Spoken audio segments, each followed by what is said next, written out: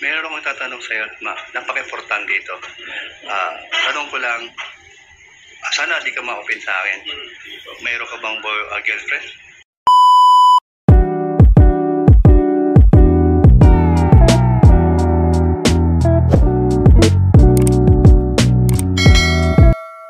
Anniversary?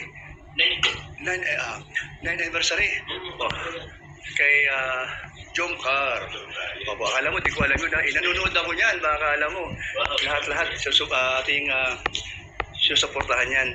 So, kamusta naman ang inyong love team bilang magkaibigan? O bilang mayroon ng nararamdaman sa puso? Wala naman. O meron? Ano kaya? Ano ba sasabihin? Kasi parang meron na, pero wala pang limit. Wow! Parang kinabahan ako doon. Parang may something baga. Okay. So, siyempre maraming sumusuporta sa inyo. Maraming gustong maging kayo, no? So, gano'n ba talaga pag may love team? Yung mga followers, yung mga nagmamahal sa inyo na sumusubaybay sa mga ginagawa ni Kalingap Rob doon sa inyong Kalingap series. So, kadalasan nangyayari na sana magkatuluyan itong dalawa, sana magkatuluyan habang buhay. So, ano masasabi mo doon? Kung sakali mang mayroon kang nararamdaman na kakaiba doon sa partner mo bilang love team ng Kalingap. Ano kung kakaiba po? Yung kakaiba sa pakiramdam o feelings pagkasama mo siya. O una po kasi, siyempre, parang medyo, parang kapal pa sa isa't isa. Pero habang naman tumatagal, parang mas nagiging close naman kami ni Carla po hanggang sa, minsan kasi di naiwasan, medyo nakadala din ng patagal na alam mo yung kanyang ugali, kung paano siya, sa pamilya niya, sa kaibigan niya, kung paano siya makisama. So, si Carla naman is lovable na person naman po yan. Wow. So, hindi mo rin talaga may tatanggi yung kanyang tawag yan. Respect naman talaga po yan.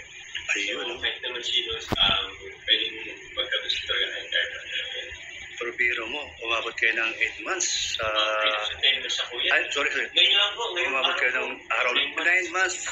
Itong araw na ito. 9 months kayo sa araw na ito, yung mga Kalingap. So, anong hindi mo makalimutan sa 9 months hanggang ngayon at hindi mo siya, yung pinaka-importanting bagay na hindi mo siya makalimutan, si Carla? Hindi makalimutan. Actually po yan, sobrang dami po yun. Kasi buwan kasi dito sa Daig, napunta na kami sa ibang lugar Punta namin Palawan, sa Baguio, sa ibang bansa hindi pa. Pero, siyempre, yung hindi makalimutan. Yung mga kunting lang, kahit minsan lang yung andyan siya, yung presensya nila lang po yan. Ayun. Okay, so, meron akong tatanong sa'yo, napaka-importante ito. Tanong ko lang, sana di ka ma-open sa akin. Mayroon ka bang girlfriend? Kasi wala po. Wala.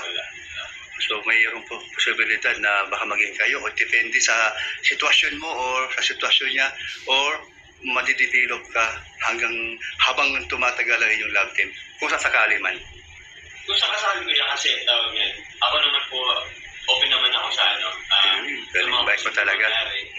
Tapos, sa akin po kasi papasok si Carla po sa pagiging kolehiyo. So,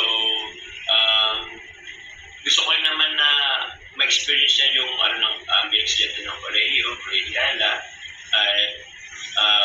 Gusto ko man naman maka-experience niya ng mga sa ibang tao. Baka kasi pag halimbawa po naging magjowa kami or ganun po baga is baka malimitahan yung niya. Baka yung kaibigan or So, okay. Tama naman. Oh. So, sa akin po kaya tawag yan, okay po, alam ko po, okay kami. Or good po. Okay, no? So maganda yung sinabi mo. So, hindi mo siya nilagay sa alanganin. Galing mo, no? So, salamat. At tabagay, marami naman talagang nagsasabi na ikaw ay napakabait mong tao. Saka approve ko naman yun dahil nakita ko naman sa pakisama ko kay Dan. At kay Dan naman, ganun din. Paano yung Dan naman? Wala pa kayong girlfriend, no? Wala pa po. Tsaka okay, ang ano namin ni Carla. Ayun. So, hopefully, Mapupunta ba yan sa, sa katotohanan, yung kay ni Carla?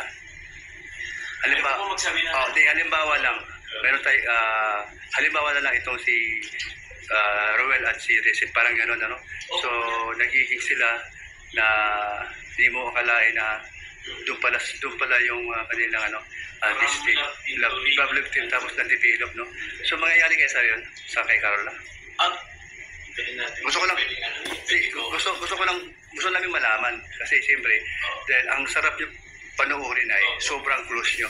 So ano ang maasahan ng mga viewers o yung mga nag-aasam, mga nagmamahal sa inyo? O baka, hindi ko naman niwala na po. Sana. wow, sana, ano? Nag-aaral si Carla. Pero, tawag niya, sana.